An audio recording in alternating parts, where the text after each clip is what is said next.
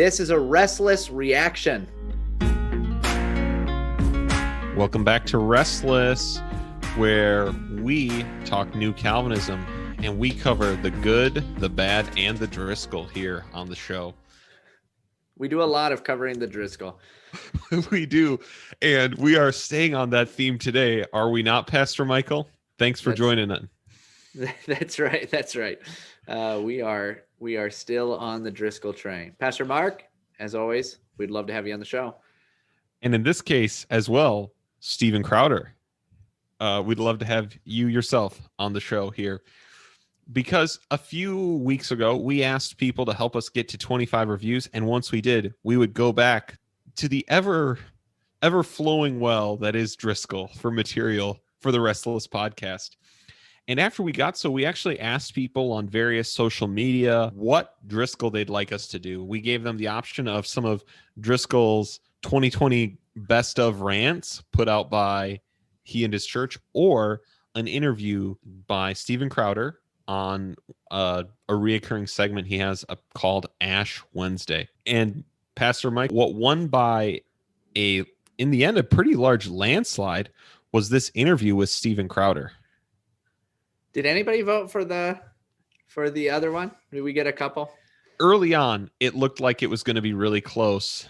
And I think Michael and I will eventually find a way to do some bonus content through modern day Driscoll, because I think it would be. I think it'd be fascinating to see some of that, because I've not seen any of it. But I actually think that points out the exact reason why this won. I think the Restless audience are not people who are currently listening to Driscoll's preaching. Probably not.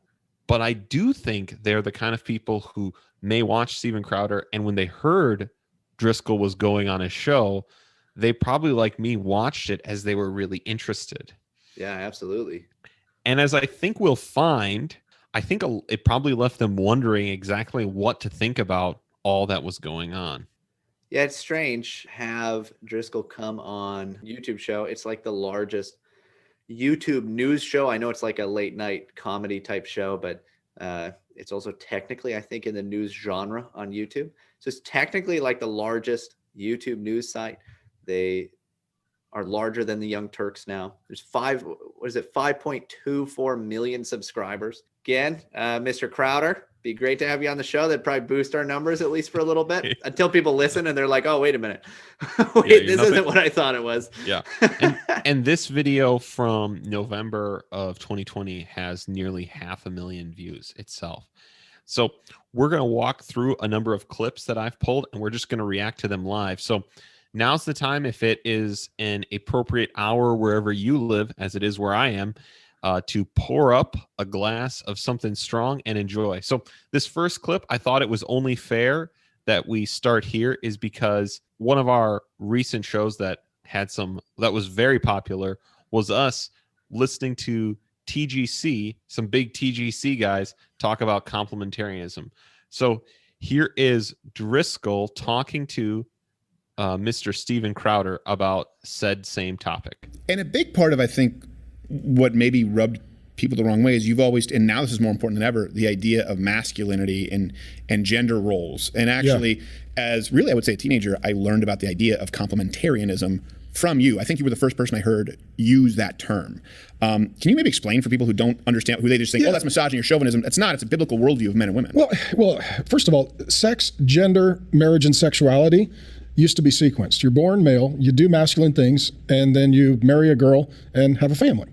And now it's all the spectrum. Right. And the result is... This stream just got banned, by the way, but continue. Yeah. Well, no, I mean, I was preaching a men's deal a couple weeks ago, and Facebook kicked me off because in my prayer, I prayed for more men and less government. Really? Yeah, apparently that's controversial. They provided you an explanation that that's what whatever the standards are. I mean, I love the fact that Facebook is going to talk to the pastor about standards. That's adorable. Yes.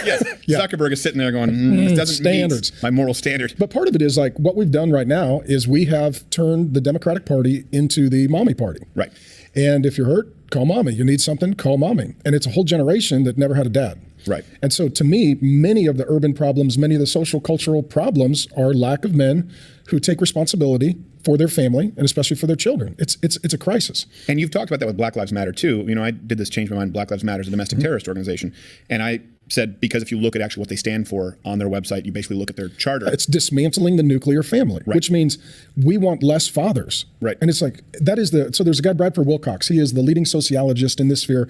He's at the University of Virginia. He did the largest data analysis of family well-being and marriage. And he said, literally, the best thing you can do is to have a father, husband in the home that's in the Bible, praying, going to church, lowest domestic violence, lowest adultery, lowest child abuse, lowest poverty, highest test scores for kids. Everything's off the charts. More likely to graduate college, to not end up in prison, to have a family of their own. Exactly. And be good fathers. Yeah, it's the single greatest economic indicator of success. Pastor Michael, how did Mark Driscoll do enunciating the biblical teaching of complementarianism in that clip? Well, he didn't really talk about what exactly complementarianism is. He definitely didn't even talk about the biblical side of things. Although what he talked about was great. I mean, I'm with it. I do think this is why, especially you're into the more men, less government in your pastoral prayers. Yeah, praise God. You know, like that sounds fantastic. The whole idea of we've talked about one of the reasons that someone like Driscoll and a lot of the Young Restless Reform guys were able to gain so much momentum early on, especially amongst young men, is because some of them, especially Driscoll, were willing to use some kind of masculinity, both in the pulpit and talk about masculinity and the importance of masculinity. And it's kind of this intersection of kind of the growing manosphere at the same time in the online world. These guys were able to hit that on a church level, and it was needed, right? I mean, it's still needed. The rise of feminism and egalitarianism in the church is still a massive problem. And so that kind of thing was needed. Now, is it the most helpful way to go about it? No, right? It would have been great for him to use this opportunity, I would think, to say, yeah, look at what the scripture says and teaches. Now, it would be hard, right? It's a talk show. It's not maybe the setting to do in-depth biblical exegesis. But everything else he said, I mean, I'm with it so far. It sounds great.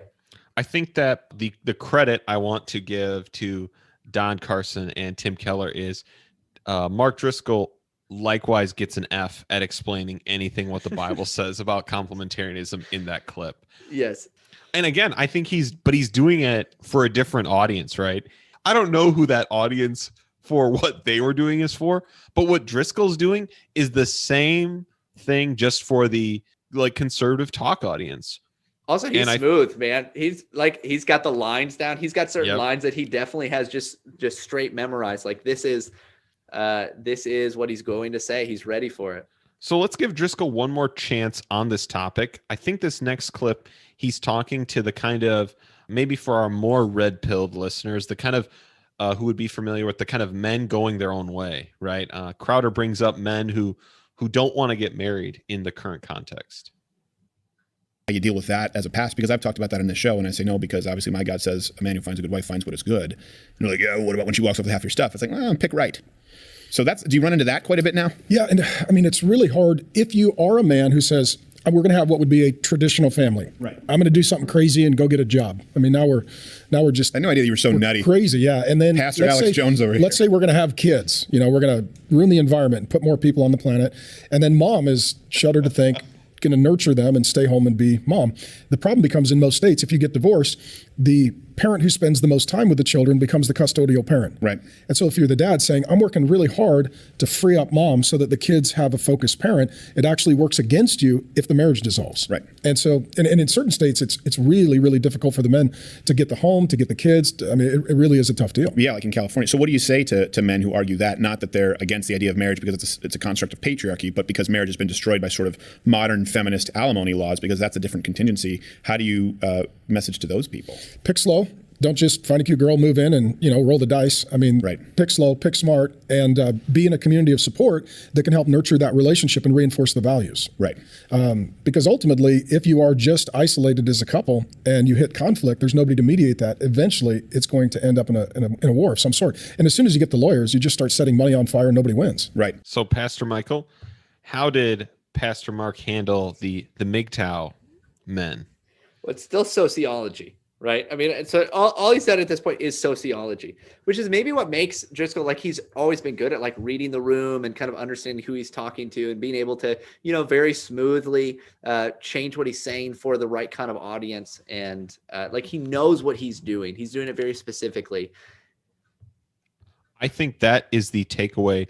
If there's something someone could learn from Driscoll watching this, is he knows who he's talking to and he knows how to talk to them. Again, I think that there is biblical teaching on marriage that men who think marriage has been ruined need to hear, that he's again not giving. He's not giving it. Yeah, and some of the stuff he's saying, obviously it's still true, but it would be really helpful to do that. Even that he's like, be a part of a strong community. You could just say a church. What's interesting is that he's, if I remember this interview right, there's at least one point where he talks about like, I think he talks about anxiety as being directly demonic. He talks about something like anxiety or depression or something like that as like always being demonic. Like there's a demon behind it all the time.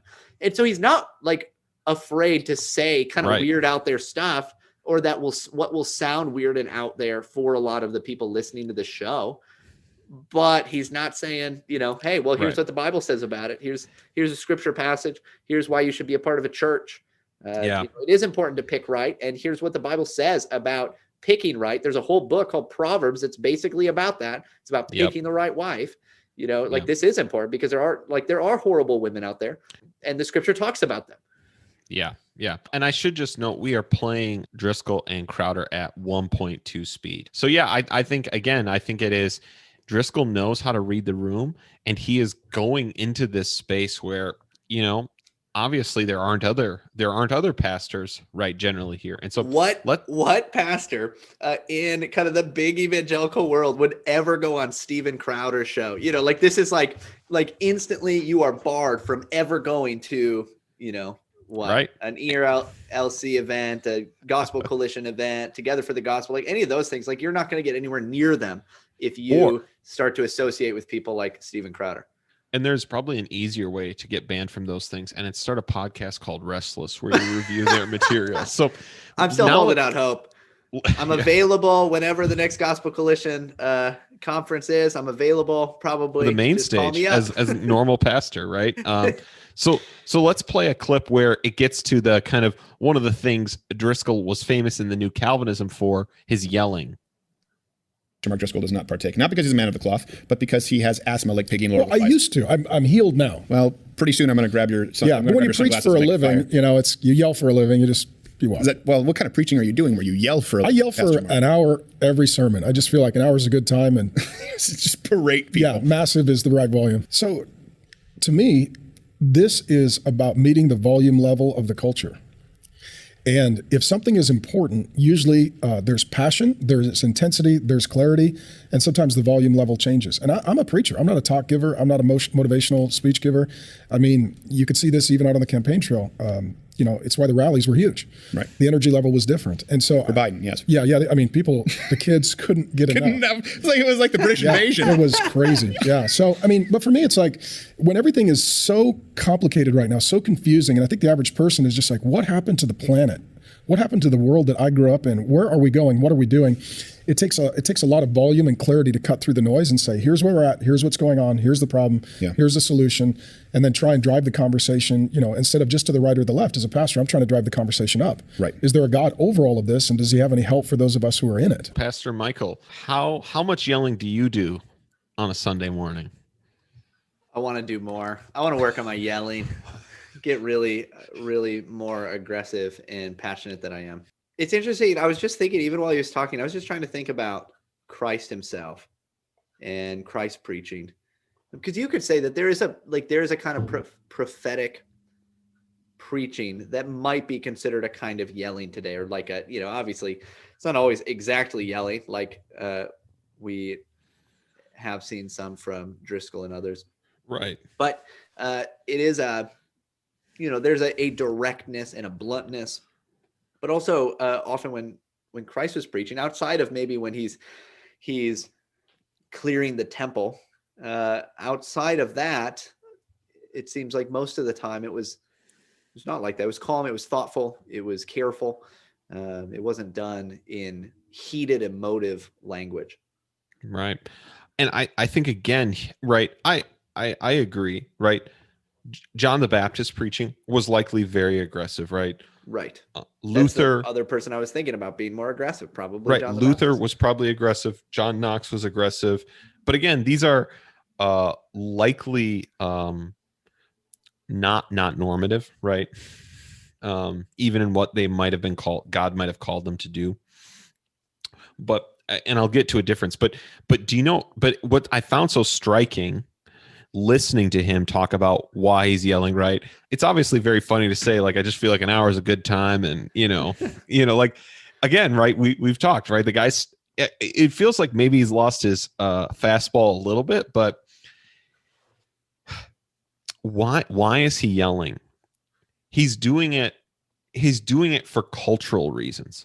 And I'm not saying that the culture might not call for confrontation. Certainly, yeah. I think Michael and I, perhaps even more than some Reformed people, think that we're probably at a point of confrontation. But again, what is driving the preaching style? It's cultural it's issues. not what it's not what Michael is talking about, this this thoughtfulness. And because here's the other thing, even these aggressive preachers, I can't speak as much, we don't know as much about John the Baptist's ministry as we just have from historical records of Luther, Knox, and the like. While they were very aggressive, very direct, do you know what they also were? It was all very carefully planned and written, right? Yeah. It was, there was a lot of thought and carefulness behind it. And what I'm just thinking too is, like I said just a little bit ago, I love that, Driscoll like talks about masculinity. I love that he talks about, the importance of fathers in the home. That's great. But one of the issues that seemed to come out of the whole Mars Hill situation was the kind of false masculinity, the bravado, and really like you think about the yelling. Well, if you're a dad and you're yelling all the time, or even if you're a man, you're yelling all the time. Yeah. If you're a pastor and you're yelling all the time, but what that actually shows is not that you're in control. It doesn't show strength, right? Yeah, if you have to yell all the time at your kids, it shows that they have zero respect for you, and you're just like, you're trying to regain. Now, I'm not saying that there's never a time to yell. There probably is a time to yell, but it's not often. Right. And so I just, obviously we're kind of nitpicking this maybe. Yeah. I don't know if, he's sitting down with a, conservative comedian, kind of vulgar guy who's smoking a cigar, calling it Ash Wednesday. Yeah. And he's just kind of talking, so I want to give a little bit of grace there too. Yeah. But we're trying to look to this to get questions to the answers that I think the reason people wanted us to talk about this. Yeah. I'm just thinking about Christ again. Christ being the most masculine, right? The epitome of masculinity. Not like Driscoll has helpfully pointed out, the kind of, girly pictures of Christ that have been used for a long time. But he was a masculine guy. He was a carpenter. His disciples were fishermen, right? They were going to be people who were probably using a lot of language that we wouldn't appreciate in our churches. And he is the epitome of masculinity. And yet his strength was not shown in his aggression. Right. His strength was shown in his meekness. Right. Like he was so strong. He was so in control that he didn't have to shout all the time. He didn't have to yell. He didn't have to do this weird bravado thing because it was obvious. He taught as one with authority, Right. And everywhere Christ went, everyone knew he was dangerous, right? Right. Sometimes they asked him to leave because of that. Right. Right. The reason the Pharisees hated him is they were afraid of what he would say next. This is a helpful example. I actually don't know what this next clip is. I just had it labeled pastor. So let's give it a try. We'll see if it's a bust. Why do you think that they've acquiesced? Why do you think that so many, especially sometimes in states where they don't have to? Okay, sorry. This is Crowder has just asked him. Obviously, everyone's talking Corona.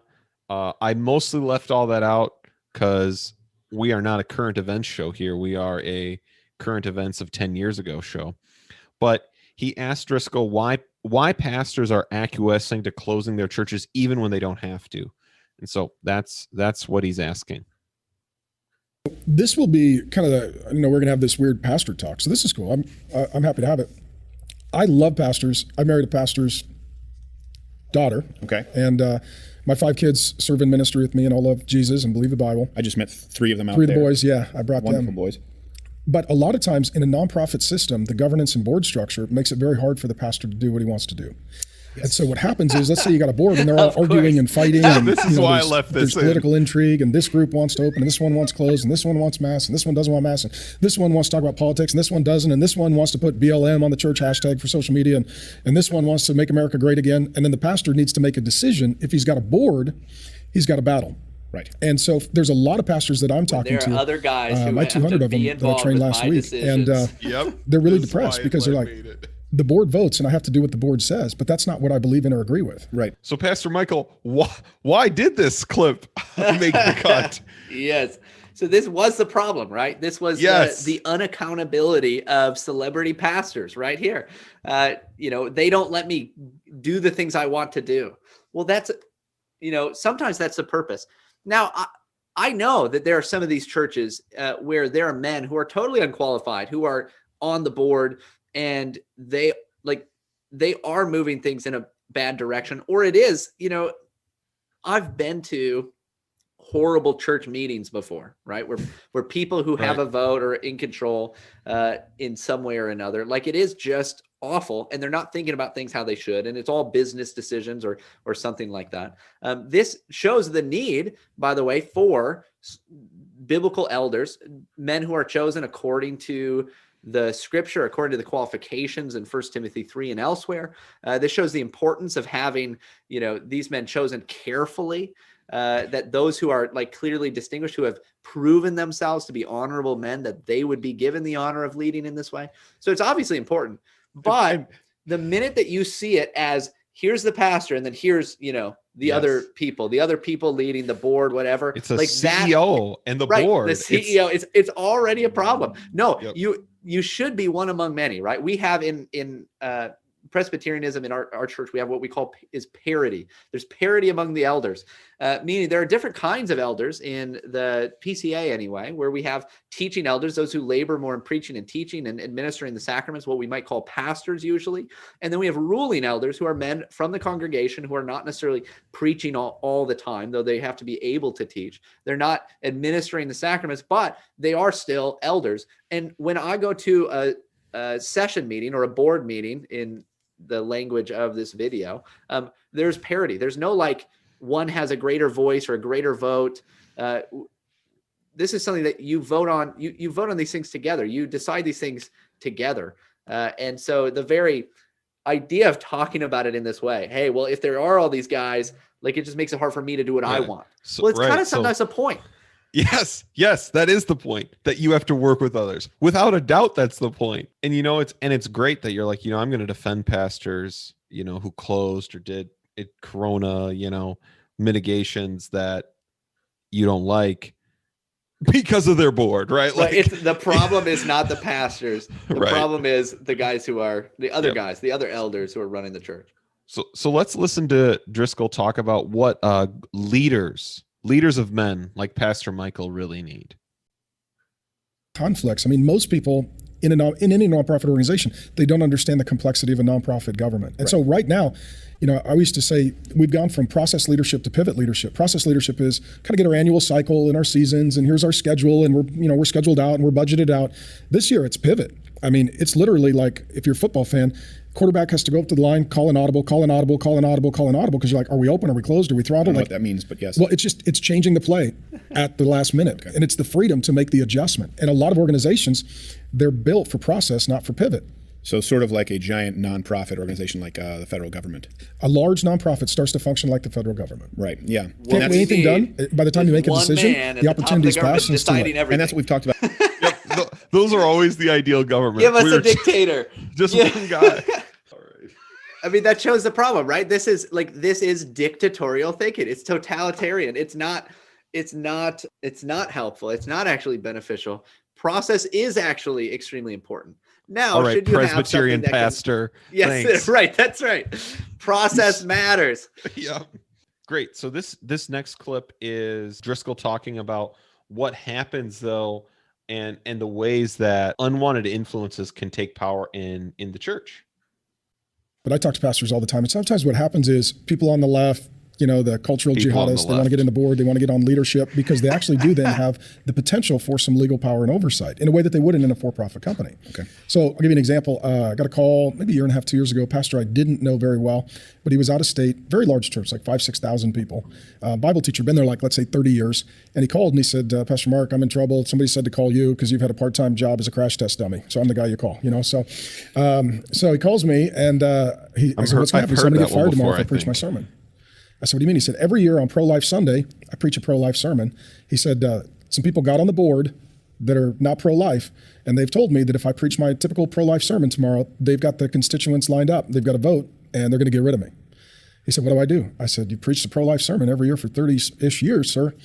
Die with your boots on. Yeah. I mean, at that point, if it's you either are going to change your message or you're going to lose your position, well, then lose your position. But don't change your message. And what happened to him? They fired him after 30-some years. Let me make a point about this before I throw it over to Pastor Michael this time. This is good advice to a person who finds themselves in a trouble position in a church, in an organization. You die with your boots on. Yep. That is good advice. And that is advice Driscoll should have taken. He did not, I was telling Michael this before we started. He did not die with his boots on at Mars Hill. He died while Rick Warren wore his boots, which is maybe the worst way to go out, baby. Again, it's these like cultural truisms. I do think that there is a tendency for those who kind of long for bureaucratic control in these positions to be the ones that there are problems with that. But again, this is us having hindsight about the ecclesiology of megachurches. Yeah, it shows the problem with the ecclesiology that it would allow that kind of thing to happen. But at the same time, I know I always have to be defending them. All these videos we do, I'm always trying to look at it from the best possible light. I'll still laugh, but I got to think, okay, you do have, it is good advice, right? Because if you have a guy who's in the position where, yeah, it'd be great if he were Presbyterian in his polity and he had recourse, right? Like he has a way, okay, well, this session or this, these board members unduly, had me fired because I preached a pro-life sermon. Okay, well, I'm just going to go to the presbytery. I'm going to appeal this decision to the presbytery and it's going to be dealt with there. And if not, then it might be appealed to the General Assembly. Like there is recourse and there is means of appeal. And so you wish that were true, but the fact that it isn't true in this situation means, yeah, okay, it's not an ideal situation. It's not going to be how it should be, which is Presbyterian, by the way. Right. This reaction brought to you by Presbyterianism and the wheat IPA I'm drinking. But many people are in that kind of situation. And in that situation, what do? Yes, you stick to your convictions. You preach the truth. You don't listen to somebody who is wanting to allow for abortion. Somebody who's threatened by just the fact that you preach a sermon against abortion. You don't let them dictate what you do. You preach that sermon. I would even call them out. That's what I would have done. Like call out those people, make it clear. But obviously in that kind of setting, maybe you wouldn't want to do that. I've never been a pastor of a 6,000 person church where I'm like the guy. And the way you stick to your convictions, man, if Mars Hill was what it was supposed to be, is you go down there. You go down there. You go down with it. You go down with it. And I think I remember. I think it was Driscoll. Maybe it's someone else. I feel like I've heard this from quite a few guys, and I love the sentiment where they say, I want to buried in preach the- my own. Yeah, I want to preach my own funeral. Oh, Like I just want to yeah. preach it and then get in the casket. Every time. I want to go Oh, down yeah. with this church. I think this next clip will be actually representative of what I think made this so interesting to a number of the people who voted for. Well, the critical theory is literally, it is an anti-position. It is literally just a critique of whatever is built. So I think what you've got with a whole generation of younger evangelicals, sadly, I think that they have really joined critical theory. The Black Lives Matter hashtag. The statement is incontrovertibly good, but the political ideology and agenda behind it to dismantle the nuclear family, to remove cisgender, dual gender, they've rewritten their mission statement. Plus, where are cops going to put their knees? Yeah, so I didn't say it. But at the end of the day, that's where I jest. Yeah, that's where you get the man trouble. of the cloth didn't say it. I did not say I'm it. just saying, it's not like they have a knee rest. But This at the is end of the why day, nobody in their right it's a mind whole would go on this generation show, by that the really way. has been raised on social media and hashtags, and they pick their team early. And usually it's done very emotionally based upon some sort of, YouTube video, social need, trending story. And so you're not looking at an age of real reflective, critical thinking. It's just more impulsive, emotional responding, which usually ready, fire, aim is not the best sequence. Right. So I picked this clip because I think this is why, if you were watching this, you suddenly were disarmed by Driscoll, maybe even again. And I was a little bit, because in this time where we see people seemingly making the worst trade possible of going woke or accepting critical theory, Driscoll has just decided, hey, I'm coming out. I'm not doing any of that. And if you're a conservative, I'm a pastor for you. Yeah. And in a time where it feels like that's actually risky to say, even though this is, of course, the least risky place possible on the internet to say it. Yeah, right. He's definitely playing. I mean, you heard the joke, right? That just horrible, right? Like you are playing to the audience for sure. Right. But it is something that is going to disarm you a little bit if you are concerned about the typical big evangelical leader who is moving in a social justice direction. And so this is, I think, what is happening is Driscoll, as we've said, I think what he is maybe best at is reading the room. There is an open lane here for conservative evangelical pastor to just say, I'm not doing anything woke, and I'll pastor conservatives with their concerns. Yeah. These last clips that we're going to go through, I think, are where we get to the things most related to Restless and Driscoll's past. So let's take a look at these. Which goes back to that. You said the book is available for free if people go to Real Faith. It's called Christians Might Be Crazy. I'll give them a free copy if they go to realfaith.com. And that's and that is about what people had. They had the biggest issue with Christians, the objections. And then it's answering all the objections from a lot of the Christian experts. So I interviewed Ravi Zacharias and Wayne Grudem and John Piper and Al Mohler and just this whole Eric Metaxas, just a whole list of people, and they're all in there. Although Piper's gotten some flack lately a little bit, and he kind of, I disagree with him.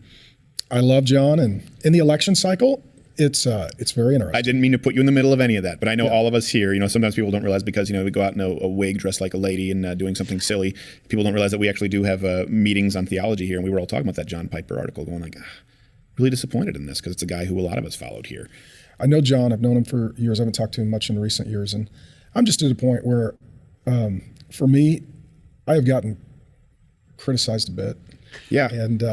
And some of it's deserved. Some of it's What would you say is deserved? Because I tell you what, I've looked at the criticism, and I don't know what third rails here as far as bringing up, because you probably don't want people looking up the criticisms, but there were a lot of criticisms, and most of the time when I looked into them, it made me like you more.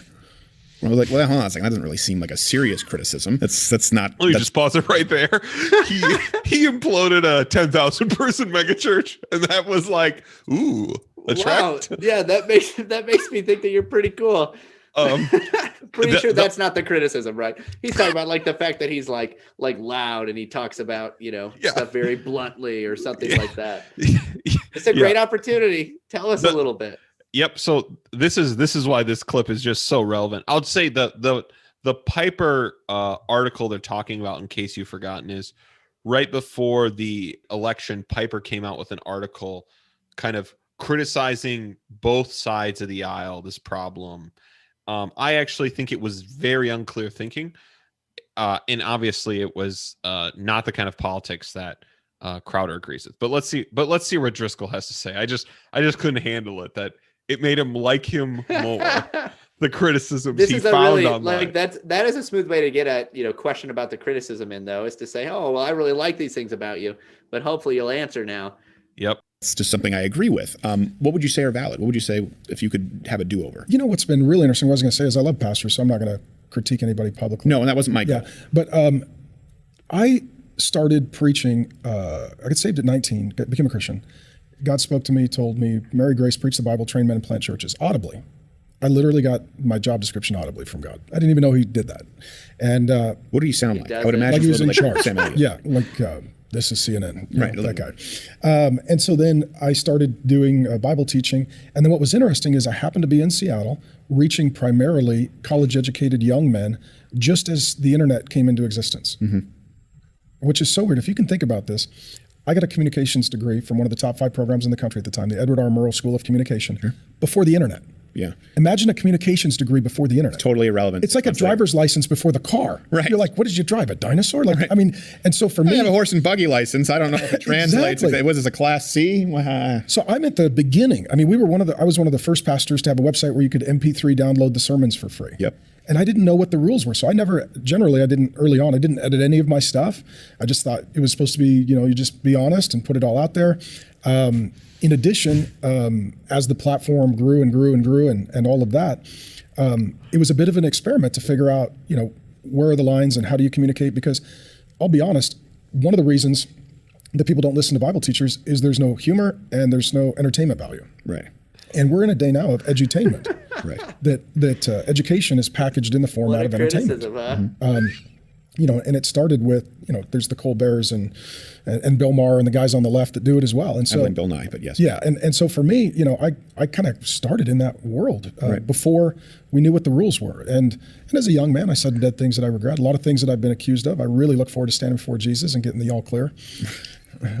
I sleep like a Calvinist on Benadryl is what I tell my friends. Okay. So he's going to get into Calvinism, and that's where we'll leave it, because that is the essence of Restless. But he didn't say anything, right? No, we're just not doing that. We're not doing that at all. What criticisms are valid? Well, I was young and it was just new to the internet. We didn't really know what we were doing. So like these aren't Sometimes things he's the using. website didn't look as good as it could have. Yeah, like he's giving like these things that are not criticisms and they're like justifications for how he lived and acted. And then he's like, and look at all this success I had.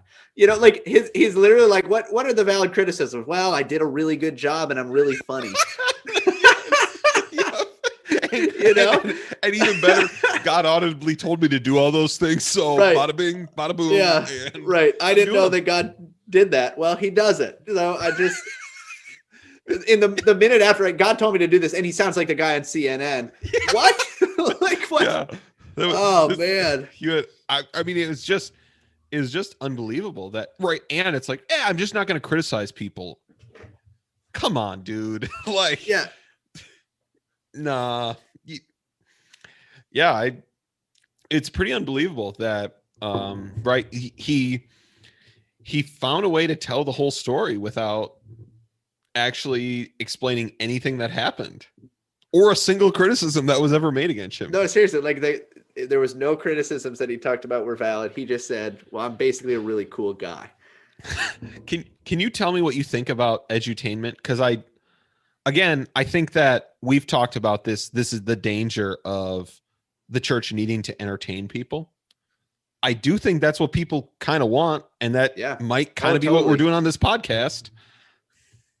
Yeah, I think it's extremely countercultural to not think that what you need to do, say in preaching, is give a little bit of a comedy routine. Make people laugh, make them feel at ease, and that might come out once in a while. But I'm just starting to read "Amusing Ourselves to Death." I think that his critiques of just entertainment in general, the entertainment culture, that especially as it surrounds news media, and he's writing in 1985. I think that's even just more true today. So everything has been trivialized by the fact that it has been turned into entertainment. Driscoll is very good at drawing a crowd and at getting people to listen to him and follow him. And that's what he's doing, right?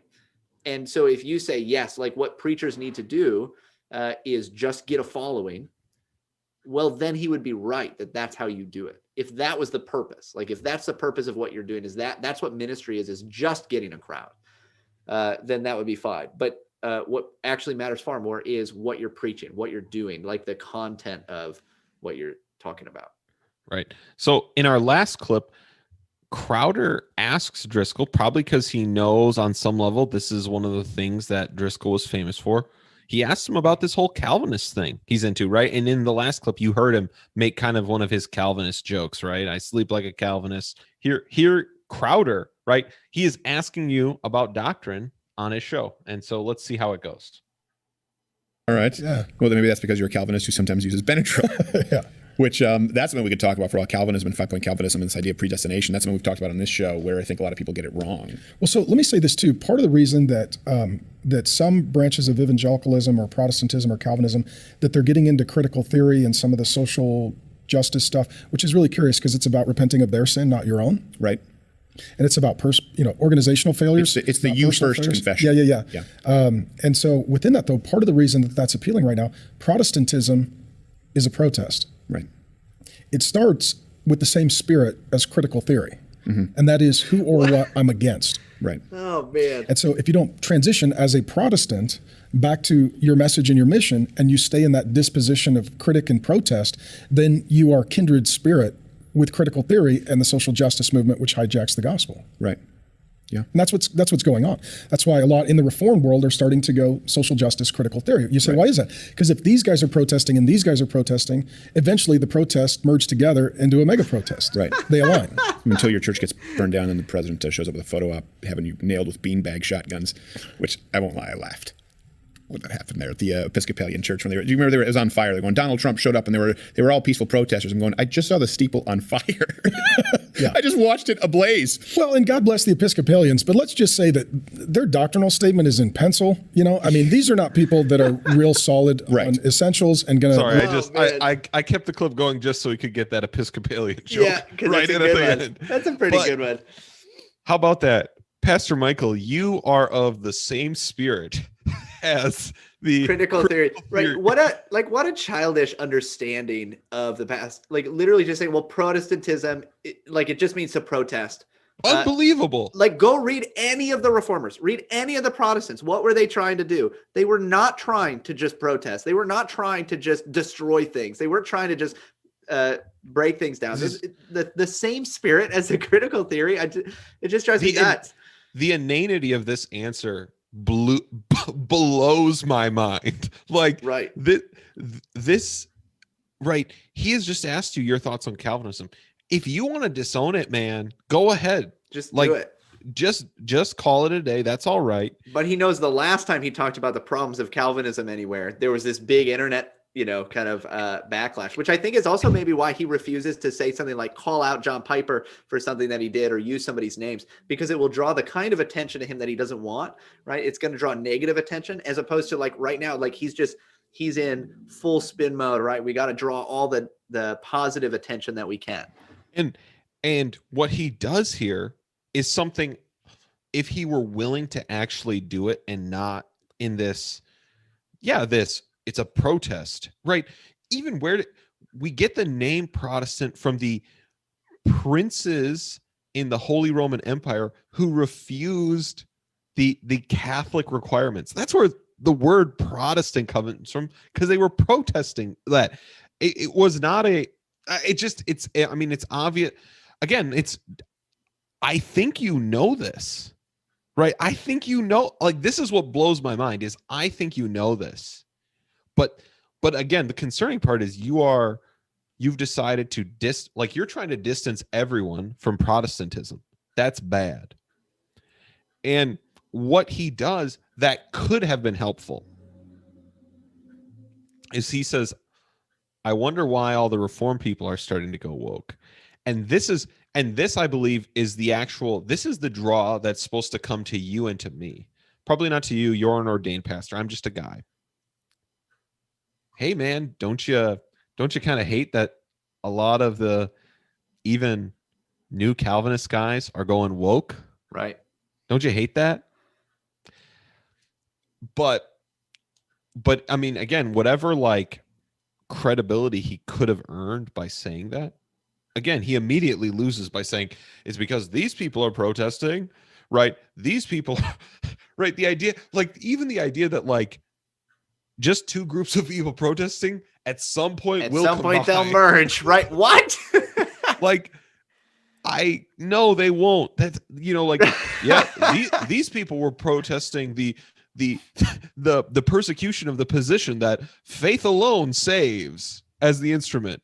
These people are protesting the entire system of policing. Eventually, those things will join together and become a mega protest. Is that a fascinating just comment though on like the way that Driscoll sees the world as like a communicator, as like somebody who like he's all about the movement, the culture, the way things are going, and not the substance, like not the truth itself, but how you present it. All right. So what pastors need is not just presenting the truth. What they really need is what matters is how they present it, because they're kind of boring and they should entertain a little more. They should be funnier. Like what matters is what you're doing, not the substance underneath it. And if that's actually true of the world, which seems to be how he's looking at it, well, then, yeah, it doesn't matter what the substance is behind the protest. Eventually, because what they're doing is protesting, eventually they're going to merge. And so it all kind of comes together in that way to me. Like, this is how he actually sees the world. This is what he believes the world is. It's just not true. Yeah, I think that this is what we see. We see the problems of the church leadership that was the problems in this interview. I think we see what was attractive about Driscoll in this interview. I think we do see how he continues to see the world. And I do, again, I think it sounds, I mean, I know it's not what is kind of talked about in these kind of like be missional classes, but I think there is an open door in, not on national stages, of course, but in local areas of people, you know, in these kinds of conservative circles. I do think maybe more so that there is such a desire for plain speaking. Yeah. Just right down the middle. Just say it. And again, but the problem is, and this is what you're getting at. The problem is that while Driscoll has successfully created the persona that I'm just the guy that says it. Yeah. We watched this whole thing and he didn't say it. Right. This is the bravado, right? It's that you talk about masculinity, and that is attractive because masculinity is implied all the time by all these other leaders. So yeah, okay, we want to hear it, but it's just bravado. It's not real. It's all communication, no substance, right? It is all this, you know, creating something that looks real, but actually there's no substance to it. You pretend like you're the straight talking guy, and yet you can't answer a simple question. Whereas what we have with Paul, who is educated, who is able to clearly kind of fit into kind of anywhere he goes, right? Paul talks about, I made it my ambition to only know the cross of Christ, right? He decided that for the sake of the Corinthians' souls, right, I'm going to do this in a way that does not work on a worldly level. Yeah. Absolutely. Because the precise thing of the gospel is at stake. Because how does God work, right? This is Paul's point in Corinthians 1. Because how does God work? He works by the cross. He does not work by glory. He does not work in ways that we are naturally attracted to. He works in lowly and shameful things. Right. He doesn't work through just one particular person, right? It's not Paul or Apollos. It's God who's working. Right. He's the one who's doing it. Well, this has been our Driscoll reaction. Hope you enjoyed it. Maybe it was huge. We don't know. Yeah, the only other thing to add is if you want to see us react to Matt Chandler's Jesus Wants the Rose, get our Facebook page to 100 likes and we will do a reaction to that. We're moving. I've seen a lot more likes lately. I've been getting a lot more notifications that we're getting likes. So we got to be moving in that direction. We know that's what you want. And if there are other clips, again, you have that you think will cause us to double over in laughter, please send them. We'd love to do them.